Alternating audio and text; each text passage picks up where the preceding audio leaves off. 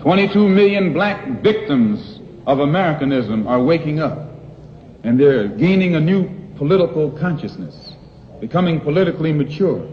And as they develop this political maturity, they're able to see the recent trends in these political elections. They see that the whites are so evenly divided that every time they vote, the race is so close they have to go back and count the votes all over again. And which means that any block, any minority that has a block of votes that stick together is in a strategic position. Either way you go, that's who gets it. You're in a position to determine who go to the White House and who stay in the doghouse. You're the one who has that power. You can keep Johnson in Washington, D.C., or you can send him back to his Texas cotton patch. So why do black people overwhelmingly vote Democrat? Let's bring it back to 1987 when the 15th Amendment was passed. The 15th Amendment states, the right of the citizens of the United States to vote shall not be denied or abridged by the United States or by any state on account of race, color, or previous condition. The amendment goes on to state, the Congress shall have power to enforce this article by appropriate legislation. So in the 15th Amendment, you got to pay attention to the wording, especially the rights of the citizens. It doesn't say the rights of black people. It says the rights of the citizens. But they were saying the rights of the citizens because at this point, black people were considered citizens. We used to be considered, I think it was 1/4, 1/2. I'm going to look that up. It was either 1/4 or 1/2 of a person. So now that we're citizens, they say the rights of the citizens. They don't say the rights of black people. So boom, now black people are allowed to vote. Now let's talk about the things that they did to actually stop black people from voting. Now we have the right to. So boom, we're going to talk about a few things that they did to stop blacks from voting. So first, we're going to talk about a literacy test. It says literacy test. Blacks attempting to vote often were told by election officials that they had gotten the date, time, or polling place wrong, that they possessed insufficient literacy skills, or that they had filled out an application incorrectly. So basically, they're trying to say, black people, you too stupid to vote. Which is like, okay, are black people the only ones that's stupid? Like, it's white people that can't read, you know? So it's like, it's little underhanded things they would do, you know? Oh yeah, and then another thing about a literacy test, they knew that black people, when we were slaves, and before we got our freedom, we weren't even allowed to read. So of course, this test is automatically biased. They know black people back then weren't taught how to read, and they really couldn't read. So the second thing, a poll tax. Georgia initiated the poll tax in 1871 and made it cumulative in 1877, requiring citizens to pay back taxes before being permitted to vote. Every former Confederate state followed its lead by 1904. Although these taxes of $1 to $2 per year may seem small, it was beyond the reach of many poor black and white sharecroppers who really dealt in cash.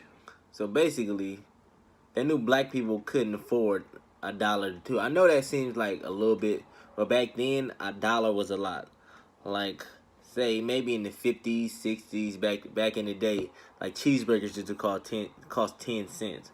So it's like, imagine how much $1 was back in 1904, 1877, and 1871. Like, think about it. And most black people, and this is the time where we're coming off slavery, so most black people couldn't afford it, you know. Now we're gonna talk about fraud.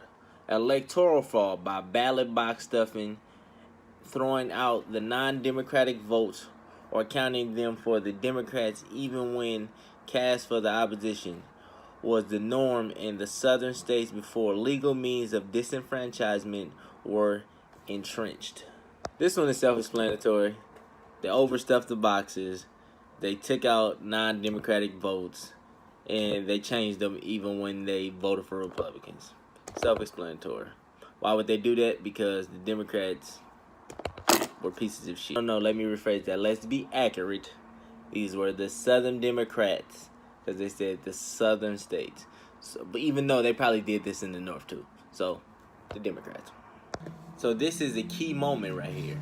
This is a key moment where people say there was a switch. There was a switch between Republicans and Democrats when there wasn't really a switch. Because in 1965, when the Voting Act was passed, it was passed by Lyndon B. Johnson, and you got to know a little bit about Lyndon B. Johnson to know what I'm talking about. So the Voting Rights Act wasn't passed just to give black people, just to give us our rights. It was more of a mental thing. Let's say, hey, if I give them something, they'll do what we want. But in all actuality, the Democrats, who Lyndon B. Johnson was, they were the ones that was doing all the fucked up shit. They were the ones that started the KKK, started Jim Crow, did those poll tax and all that fucked up shit. You know so what I mean by you gotta know something about Lyndon B. Johnson. He's a good old Texas boy, and it's an article right here that says he's a sometimes racist. How the fuck are you a sometimes racist? Either you're racist or you're not. You can't be racist on Monday and not be racist Tuesday through Thursday, then pick it back up on Friday. Motherfucker, you racist. I'm sorry. Hey Siri, can you be racist sometimes? I'm not sure I understand. Siri, can you be racist sometimes? I'm not sure I understand. Oh, well, what's the definition of racist? As a noun, it means a person who shows or feels discrimination or prejudice against people of other races, or who believes that a particular race is superior to another. Do you want to hear the remaining one? Yes. As an adjective, it means showing or feeling discrimination or prejudice against people of other races, or believing that a particular race is superior to another. So let me ask you again, Siri. Can you be racist sometimes? I'm not sure I understand. Oh, you don't understand. All right. So this part right here is what I'm about to point out, where Lyndon B. Johnson didn't give us the Voting Act right just to give it to us because he really cared about black people. He really thought that we should be able to vote. Fairness, you know. This right here, I'm going to point this out right here. This is what he said. These Negroes, they're getting pretty uppity these days. And that's a problem for us, since they got something now they never had before. The political pull to back up their uppityness. Now we've got to do something about this. We've got to give them a little something.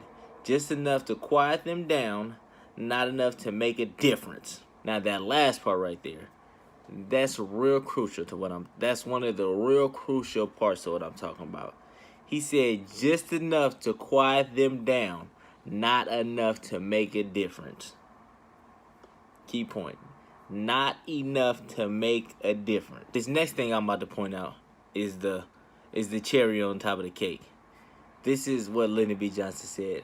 I'll have these niggers voting Democrat for the next 200 years. So why do black people overwhelmingly vote Democrat?